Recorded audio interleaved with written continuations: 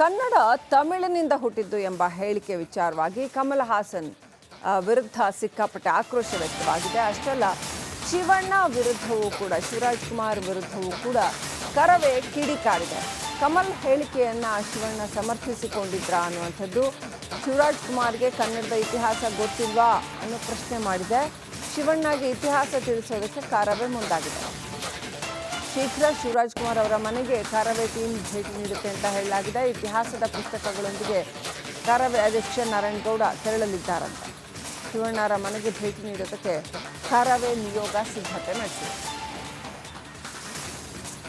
ಭೇಟಿ ಆಗ್ತೀನಿ. ಶಿವಣ್ಣ ಅವರಿಗೆ ಒಂದಷ್ಟು ಅವತ್ತಿನ ಸಂದರ್ಭಕ್ಕೆ ಮಾತಾಡೋಕ್ಕೆ ಅವರಿಗೆ ಕನ್ನಡದ ಇತಿಹಾಸ ಮತ್ತು ಭಾಷಾ ಇತಿಹಾಸ ಗೊತ್ತಿರಲಿಲ್ಲ ಅನಿಸುತ್ತೆ. ಹಾಗಾಗಿ ಅದನ್ನು ಮನವರಿಕೆ ಮಾಡಿಕೊಡ್ತೀನಿ. ಸರ್, ನಮ್ಮ ಕನ್ನಡ ನಟ ನಟಿಯರು ಸಹ ಕಮಲ್ ಹಾಸನ್ ಪರವಾಗಿ ಮಾತಾಡ್ತಾರೆ. ಕಮಲ್ ಹಾಸನ್ ಬಗ್ಗೆ ಮಾತಾಡುವಂಥ ನಟ ನಟಿಯರು ಯಾರಾದರೂ ಕರ್ನಾಟಕದಲ್ಲಿದ್ದರೆ ತಾವುಗಳು ತಮಿಳ್ನಾಡಿಗೆ ಹೋಗಿ ಇದ್ಬಿಡಿ. ಕಮಲ್ ಹಾಸನ್ನ ಸಮರ್ಥನೆ ಮಾಡ್ಕೊಳ್ಳೋದಾದರೆ ಕನ್ನಡ ಭಾಷೆ ಬೈದರೂ ಚಿಂತೆ ಇಲ್ಲ, ಅವಮಾನ ಮಾಡಿದ್ರೂ ಚಿಂತೆ ಇಲ್ಲ, ಕನ್ನಡಿಗರ ಸ್ವಾಭಿಮಾನವನ್ನು ಕೆಣಕಿರೂ ಚಿಂತೆ ಇಲ್ಲ. ನಾವು ಕಮಲ್ ಹಾಸನ್ ಪರವಾಗಿದ್ದೀವಿ ಅಂತ ಯಾರಾದರೂ ಕರ್ನಾಟಕದ ನಟ ನಟಿಯರು ಇದ್ದರೆ ಅವರಿಗೆ ನಿಮಗೆ ಕರ್ನಾಟಕದಲ್ಲಿ ಜಾಗ ಇಲ್ಲ, ತಮಿಳ್ನಾಡಲ್ಲಿ ಹೋಗಿ ವಾಸ ಮಾಡಿ ಅಂತ ಹೇಳ್ತೀವಿ. ತಮಿಳು ನಟ ಕಮಲ್ ಹಾಸನ್ ವಿಚಾರ ವಿವಾದವನ್ನು ಸೃಷ್ಟಿಸಿದೆ. ಕನ್ನಡ ಅವಹೇಳನ ಮಾಡೋರಿಗೆ ಮೂಗುದಾರ ಹಾಕಬೇಕು, ಕನ್ನಡಿಗರ ಅಸ್ಮಿತೆ ಕೆಣಕುವವರ ವಿರುದ್ಧ ಕಾನೂನು ಹೋರಾಟ ಕೈಗೊಳ್ಳಬೇಕು, ಕಠಿಣ ಕಾನೂನು ಜಾರಿಗೆ ಸರ್ಕಾರ ಮುಂದಾಯ್ತಾ? ಇದು ರಿಪಬ್ಲಿಕ್ ಕನ್ನಡದ ಬಿಗ್ ಎಕ್ಸ್ಕ್ಲೂಸಿವ್.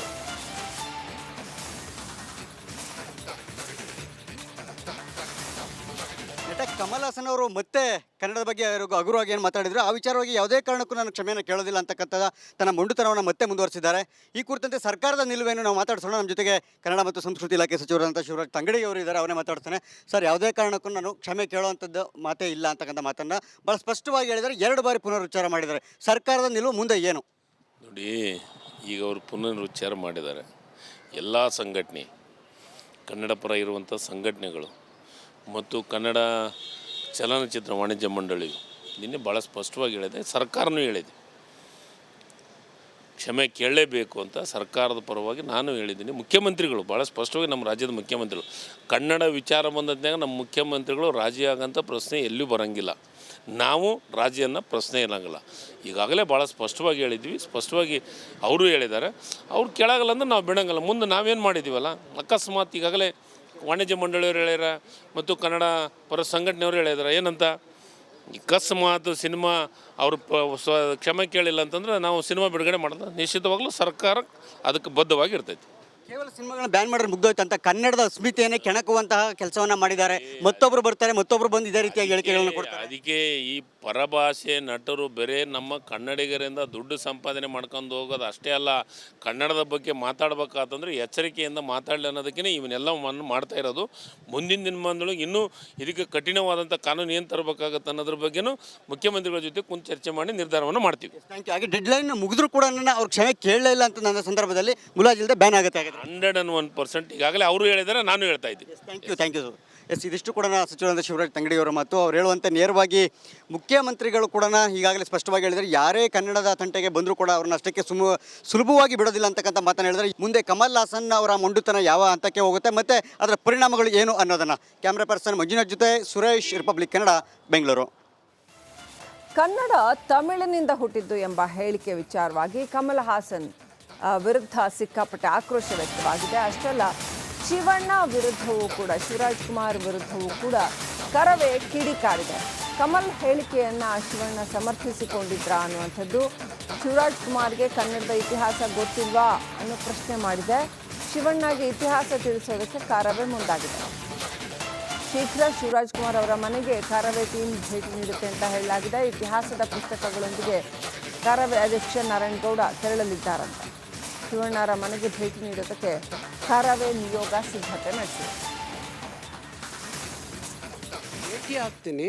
ಶಿವಣ್ಣ ಅವರಿಗೆ ಒಂದಷ್ಟು ಅವತ್ತಿನ ಸಂದರ್ಭಕ್ಕೆ ಮಾತಾಡೋಕ್ಕೆ ಅವರಿಗೆ ಕನ್ನಡದ ಇತಿಹಾಸ ಮತ್ತು ಭಾಷಾ ಇತಿಹಾಸ ಗೊತ್ತಿರಲಿಲ್ಲ ಅನಿಸುತ್ತೆ. ಹಾಗಾಗಿ ಅದನ್ನು ಮನವರಿಕೆ ಮಾಡಿಕೊಡ್ತೀನಿ. ಸರ್, ನಮ್ಮ ಕನ್ನಡ ನಟ ನಟಿಯರು ಸಹ ಕಮಲ್ ಹಾಸನ್ ಪರವಾಗಿ ಮಾತಾಡ್ತಾರೆ. ಕಮಲ್ ಹಾಸನ್ ಬಗ್ಗೆ ಮಾತಾಡುವಂಥ ನಟ ನಟಿಯರು ಯಾರಾದರೂ ಕರ್ನಾಟಕದಲ್ಲಿದ್ದರೆ ತಾವುಗಳು ತಮಿಳ್ನಾಡಿಗೆ ಹೋಗಿ ಇದ್ಬಿಡಿ. ಕಮಲ್ ಹಾಸನ್ನ ಸಮರ್ಥನೆ ಮಾಡ್ಕೊಳ್ಳೋದಾದರೆ ಕನ್ನಡ ಭಾಷೆ ಬೈದರೂ ಚಿಂತೆ ಇಲ್ಲ, ಅವಮಾನ ಮಾಡಿದ್ರೂ ಚಿಂತೆ ಇಲ್ಲ, ಕನ್ನಡಿಗರ ಸ್ವಾಭಿಮಾನವನ್ನು ಕೆಣಕಿರೂ ಚಿಂತೆ ಇಲ್ಲ. ನಾವು ಕಮಲ್ ಹಾಸನ್ ಪರವಾಗಿದ್ದೀವಿ ಅಂತ ಯಾರಾದರೂ ಕರ್ನಾಟಕದ ನಟ ನಟಿಯರು ಇದ್ದರೆ ಅವರಿಗೆ ನಿಮಗೆ ಕರ್ನಾಟಕದಲ್ಲಿ ಜಾಗ ಇಲ್ಲ, ತಮಿಳ್ನಾಡಲ್ಲಿ ಹೋಗಿ ವಾಸ ಮಾಡಿ ಅಂತ ಹೇಳ್ತೀವಿ.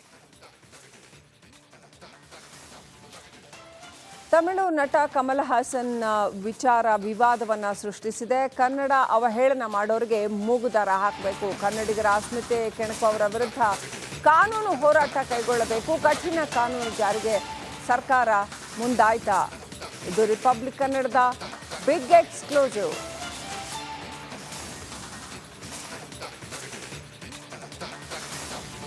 ನಟ ಕಮಲ್ ಹಾಸನ್ ಅವರು ಮತ್ತೆ ಕನ್ನಡದ ಬಗ್ಗೆ ಹಗುರವಾಗಿ ಏನು ಮಾತಾಡಿದ್ರು ಆ ವಿಚಾರವಾಗಿ ಯಾವುದೇ ಕಾರಣಕ್ಕೂ ನಾನು ಕ್ಷಮೆಯನ್ನು ಕೇಳೋದಿಲ್ಲ ಅಂತಕ್ಕಂಥದ್ದು ತನ್ನ ಮೊಂಡುತನವನ್ನು ಮತ್ತೆ ಮುಂದುವರಿಸಿದ್ದಾರೆ. ಈ ಕುರಿತಂತೆ ಸರ್ಕಾರದ ನಿಲುವೇನು ನಾವು ಮಾತಾಡ್ಸೋಣ. ನಮ್ಮ ಜೊತೆಗೆ ಕನ್ನಡ ಮತ್ತು ಸಂಸ್ಕೃತಿ ಇಲಾಖೆ ಸಚಿವರಾದಂಥ ಶಿವರಾಜ್ ತಂಗಡಿ ಅವರು ಇದ್ದಾರೆ, ಅವರೇ ಮಾತಾಡ್ತಾನೆ. ಸರ್, ಯಾವುದೇ ಕಾರಣಕ್ಕೂ ನಾನು ಕ್ಷಮೆ ಕೇಳುವಂಥದ್ದು ಮಾತೇ ಇಲ್ಲ ಅಂತಕ್ಕಂಥ ಮಾತನ್ನು ಭಾಳ ಸ್ಪಷ್ಟವಾಗಿ ಹೇಳಿದ್ದಾರೆ. 2 ಬಾರಿ ಪುನರುಚ್ಚಾರ ಮಾಡಿದ್ದಾರೆ. ಸರ್ಕಾರದ ನಿಲುವು ಮುಂದೆ ಏನು ನೋಡಿ, ಈಗ ಅವರು ಪುನರುಚ್ಚಾರ ಮಾಡಿದ್ದಾರೆ. ಎಲ್ಲ ಸಂಘಟನೆ, ಕನ್ನಡ ಪರ ಇರುವಂಥ ಸಂಘಟನೆಗಳು ಮತ್ತು ಕನ್ನಡ ಚಲನಚಿತ್ರ ವಾಣಿಜ್ಯ ಮಂಡಳಿಯು ನಿನ್ನೆ ಭಾಳ ಸ್ಪಷ್ಟವಾಗಿ ಹೇಳಿದೆ, ಸರ್ಕಾರನೂ ಹೇಳಿದೆ, ಕ್ಷಮೆ ಕೇಳಲೇಬೇಕು ಅಂತ ಸರ್ಕಾರದ ಪರವಾಗಿ ನಾನು ಹೇಳಿದ್ದೀನಿ. ಮುಖ್ಯಮಂತ್ರಿಗಳು ಭಾಳ ಸ್ಪಷ್ಟವಾಗಿ, ನಮ್ಮ ರಾಜ್ಯದ ಮುಖ್ಯಮಂತ್ರಿಗಳು, ಕನ್ನಡ ವಿಚಾರ ಬಂದದ್ನಾಗ ನಮ್ಮ ಮುಖ್ಯಮಂತ್ರಿಗಳು ರಾಜಿ ಆಗಂಥ ಪ್ರಶ್ನೆ ಎಲ್ಲೂ ಬರೋಂಗಿಲ್ಲ, ನಾವು ರಾಜಿಯನ್ನು ಪ್ರಶ್ನೆ ಇರೋಂಗಿಲ್ಲ. ಈಗಾಗಲೇ ಭಾಳ ಸ್ಪಷ್ಟವಾಗಿ ಹೇಳಿದ್ವಿ, ಸ್ಪಷ್ಟವಾಗಿ ಅವರು ಹೇಳಿದ್ದಾರೆ. ಅವ್ರು ಕೇಳಾಗಲ್ಲ ಅಂದ್ರೆ ನಾವು ಬಿಡೋಂಗಿಲ್ಲ. ಮುಂದೆ ನಾವೇನು ಮಾಡಿದ್ದೀವಲ್ಲ, ಅಕಸ್ಮಾತ್ ಈಗಾಗಲೇ ವಾಣಿಜ್ಯ ಮಂಡಳಿಯವರು ಹೇಳ್ಯಾರ ಮತ್ತು ಕನ್ನಡ ಪರ ಸಂಘಟನೆಯವರು ಹೇಳಿದಾರೆ ಏನಂತ, ಅಕಸ್ಮಾತ್ ಸಿನಿಮಾ ಅವರು ಕ್ಷಮೆ ಕೇಳಿಲ್ಲ ಅಂತಂದ್ರೆ ನಾವು ಸಿನಿಮಾ ಬಿಡುಗಡೆ ಮಾಡೋದು ನಿಶ್ಚಿತವಾಗ್ಲೂ ಸರ್ಕಾರ ಅದಕ್ಕೆ ಬದ್ಧವಾಗಿ ಇರ್ತೈತಿ. ಕೇವಲ ಸಿನಿಮಾಗಳನ್ನ ಬ್ಯಾನ್ ಮಾಡಿದ್ರೆ ಮುಗ್ದೋಯ್ತು ಅಂತ ಕನ್ನಡದ ಅಸ್ಮಿತೆಯನ್ನೇ ಕೆಣಕುವಂತಹ ಕೆಲಸವನ್ನ ಮಾಡಿದ್ದಾರೆ. ಮತ್ತೊಬ್ಬರು ಬರ್ತಾರೆ, ಮತ್ತೊಬ್ಬರು ಬಂದು ಇದೇ ರೀತಿಯ ಹೇಳಿಕೆಗಳನ್ನು ಕೊಡ್ತಾರೆ. ಅದಕ್ಕೆ ಈ ಪರಭಾಷೆ ನಟರು ಬೇರೆ ನಮ್ಮ ಕನ್ನಡಿಗರಿಂದ ದುಡ್ಡು ಸಂಪಾದನೆ ಮಾಡ್ಕೊಂಡು ಹೋಗೋದು ಅಷ್ಟೇ ಅಲ್ಲ, ಕನ್ನಡದ ಬಗ್ಗೆ ಮಾತಾಡ್ಬೇಕಾತಂದ್ರೆ ಎಚ್ಚರಿಕೆಯಿಂದ ಮಾತಾಡಲಿ ಅನ್ನೋದಕ್ಕೆ ಇವನ್ನೆಲ್ಲವನ್ನು ಮಾಡ್ತಾ ಇರೋದು. ಮುಂದಿನ ದಿನಮಾನದೊಳಗೆ ಇನ್ನೂ ಇದಕ್ಕೆ ಕಠಿಣವಾದಂಥ ಕಾನೂನು ಏನು ತರಬೇಕಾಗತ್ತೆ ಅನ್ನೋದ್ರ ಬಗ್ಗೆನೂ ಮುಖ್ಯಮಂತ್ರಿಗಳ ಜೊತೆ ಕುಂತು ಚರ್ಚೆ ಮಾಡಿ ನಿರ್ಧಾರವನ್ನು ಮಾಡ್ತೀವಿ. Thank you. ಹಾಗೆ ಡೆಡ್ಲೈನ್ ಮುಗಿದ್ರೂ ಕೂಡ ಅವ್ರು ಕ್ಷಮೆ ಕೇಳಲೇ ಇಲ್ಲ ಅಂತ ನನ್ನ ಸಂದರ್ಭದಲ್ಲಿ ಮುಲಾಜಿಲ್ಲದೆ ಬ್ಯಾನ್ ಆಗುತ್ತೆ. 101% ಈಗಾಗಲೇ ಅವರು ಹೇಳಿದ್ದಾರೆ, ನಾನು ಹೇಳ್ತಾ ಇದ್ದೀನಿ. Thank you sir. ಎಸ್, ಇದಿಷ್ಟು ಕೂಡ ಸಚಿವರಾದ ಶಿವರಾಜ್ ತಂಗಡಿಯವರ ಮಾತು. ಅವ್ರು ಹೇಳುವಂತೆ ನೇರವಾಗಿ ಮುಖ್ಯಮಂತ್ರಿಗಳು ಕೂಡ ಈಗಾಗಲೇ ಸ್ಪಷ್ಟವಾಗಿ ಹೇಳಿದ್ದಾರೆ, ಯಾರೇ ಕನ್ನಡದ ತಂಟೆಗೆ ಬಂದರೂ ಕೂಡ ಅವ್ರನ್ನ ಅಷ್ಟಕ್ಕೆ ಸುಲಭವಾಗಿ ಬಿಡೋದಿಲ್ಲ ಅಂತಕ್ಕಂಥ ಮಾತನ್ನು ಹೇಳಿದ್ದಾರೆ. ಮುಂದೆ ಕಮಲ್ ಹಾಸನ್ ಅವರ ಮೊಂಡುತನ ಯಾವ ಹಂತಕ್ಕೆ ಹೋಗುತ್ತೆ, ಮತ್ತೆ ಕನ್ನಡ ತಮಿಳಿನಿಂದ ಹುಟ್ಟಿದ್ದು ಎಂಬ ಹೇಳಿಕೆ ವಿಚಾರವಾಗಿ ಕಮಲ್ ಹಾಸನ್ ವಿರುದ್ಧ ಸಿಕ್ಕಾಪಟ್ಟೆ ಆಕ್ರೋಶ ವ್ಯಕ್ತವಾಗಿದೆ. ಅಷ್ಟಲ್ಲ, ಶಿವಣ್ಣ ವಿರುದ್ಧವೂ ಕೂಡ, ಶಿವರಾಜ್ ಕುಮಾರ್ ವಿರುದ್ಧವೂ ಕೂಡ ಕರವೇ ಕಿಡಿಕಾರಿದೆ. ಕಮಲ್ ಹೇಳಿಕೆಯನ್ನು ಶಿವಣ್ಣ ಸಮರ್ಥಿಸಿಕೊಂಡಿದ್ರಾ ಅನ್ನುವಂಥದ್ದು. ಶಿವರಾಜ್ ಕುಮಾರ್ಗೆ ಕನ್ನಡದ ಇತಿಹಾಸ ಗೊತ್ತಿಲ್ವಾ ಅನ್ನೋ ಪ್ರಶ್ನೆ ಮಾಡಿದೆ. ಶಿವಣ್ಣಗೆ ಇತಿಹಾಸ ತಿಳಿಸೋದಕ್ಕೆ ಕಾರವೇ ಮುಂದಾಗಿದೆ. ಶೀಘ್ರ ಶಿವರಾಜ್ ಕುಮಾರ್ ಅವರ ಮನೆಗೆ ಕಾರವೇ ಟೀಮ್ ಭೇಟಿ ನೀಡುತ್ತೆ ಅಂತ ಹೇಳಲಾಗಿದೆ. ಇತಿಹಾಸದ ಪುಸ್ತಕಗಳೊಂದಿಗೆ ಕಾರವೇ ಅಧ್ಯಕ್ಷ ನಾರಾಯಣಗೌಡ ತೆರಳಲಿದ್ದಾರಂತೆ. ಶಿವಣ್ಣರ ಮನೆಗೆ ಭೇಟಿ ನೀಡೋದಕ್ಕೆ ಕಾರವೇ ನಿಯೋಗ ಸಿದ್ಧತೆ ನಡೆಸಿದೆ. ಭೇಟಿ ಆಗ್ತೀನಿ. ಶಿವಣ್ಣ ಅವರಿಗೆ ಒಂದಷ್ಟು ಅವತ್ತಿನ ಸಂದರ್ಭಕ್ಕೆ ಮಾತಾಡೋಕ್ಕೆ ಅವರಿಗೆ ಕನ್ನಡದ ಇತಿಹಾಸ ಮತ್ತು ಭಾಷಾ ಇತಿಹಾಸ ಗೊತ್ತಿರಲಿಲ್ಲ ಅನಿಸುತ್ತೆ. ಹಾಗಾಗಿ ಅದನ್ನು ಮನವರಿಕೆ ಮಾಡಿಕೊಡ್ತೀನಿ. ಸರ್, ನಮ್ಮ ಕನ್ನಡ ನಟ ನಟಿಯರು ಸಹ ಕಮಲ್ ಹಾಸನ್ ಪರವಾಗಿ ಮಾತಾಡ್ತಾರೆ. ಕಮಲ್ ಹಾಸನ್ ಬಗ್ಗೆ ಮಾತಾಡುವಂಥ ನಟ ನಟಿಯರು ಯಾರಾದರೂ ಕರ್ನಾಟಕದಲ್ಲಿದ್ದರೆ ತಾವುಗಳು ತಮಿಳ್ನಾಡಿಗೆ ಹೋಗಿ ಇದ್ಬಿಡಿ. ಕಮಲ್ ಹಾಸನ್ನ ಸಮರ್ಥನೆ ಮಾಡ್ಕೊಳ್ಳೋದಾದರೆ ಕನ್ನಡ ಭಾಷೆ ಬೈದರೂ ಚಿಂತೆ ಇಲ್ಲ, ಅವಮಾನ ಮಾಡಿದ್ರೂ ಚಿಂತೆ ಇಲ್ಲ, ಕನ್ನಡಿಗರ ಸ್ವಾಭಿಮಾನವನ್ನು ಕೆಣಕಿರೂ ಚಿಂತೆ ಇಲ್ಲ. ನಾವು ಕಮಲ್ ಹಾಸನ್ ಪರವಾಗಿದ್ದೀವಿ ಅಂತ ಯಾರಾದರೂ ಕರ್ನಾಟಕದ ನಟ ನಟಿಯರು ಇದ್ದರೆ ಅವರಿಗೆ ನಿಮಗೆ ಕರ್ನಾಟಕದಲ್ಲಿ ಜಾಗ ಇಲ್ಲ, ತಮಿಳ್ನಾಡಲ್ಲಿ ಹೋಗಿ ವಾಸ ಮಾಡಿ ಅಂತ ಹೇಳ್ತೀವಿ.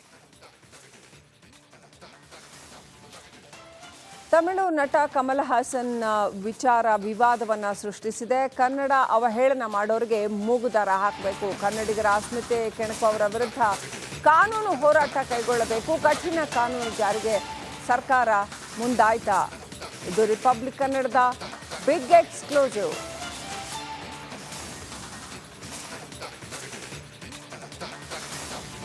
ನಟ ಕಮಲ್ ಹಾಸನ್ ಅವರು ಮತ್ತೆ